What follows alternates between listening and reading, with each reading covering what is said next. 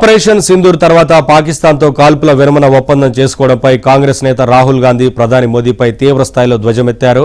America అధ్యక్షుడు Donald Trump బెదిరింపులకు మోదీ లొంగిపోయారన్నారు. మధ్యప్రదేశ్లోని భోపాల్లో మంగళవారం కాంగ్రెస్ పార్టీ కార్యక్రమంలో పాల్గొన్న రాహుల్ ప్రధానిపై విమర్శలు గుప్పించారు. ఆపరేషన్ సింధూర్ ప్రారంభం కాగానే మోదీకి ట్రంప్ ఫోన్ చేశారు. మోదీజీ ఏం చేస్తున్నారని అడిగారు. నరేందర్ సరెండర్ అన్నారు. వెంటనే మోదీ కాల్పుల విరమణ ప్రకటించారు. ట్రంప్ ఆదేశాలను తూచా తప్పకుండా పాటించారని రాహుల్ ఎద్దేవా చేశారు. బీజేపీ ఆర్ఎస్ఎస్ నేతలపై కొద్దిపాటి ఒత్తిడి తెచ్చినా వెంటనే లొంగిపోతారని, భయంతో పారిపోతారని వారి గురించి తనకు బాగా తెలుసని అన్నారు.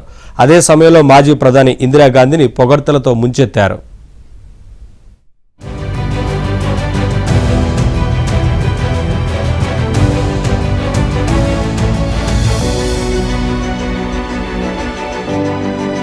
ప్రారంభం కాగానే మోదీకి ట్రంప్ ఫోన్ చేశారు.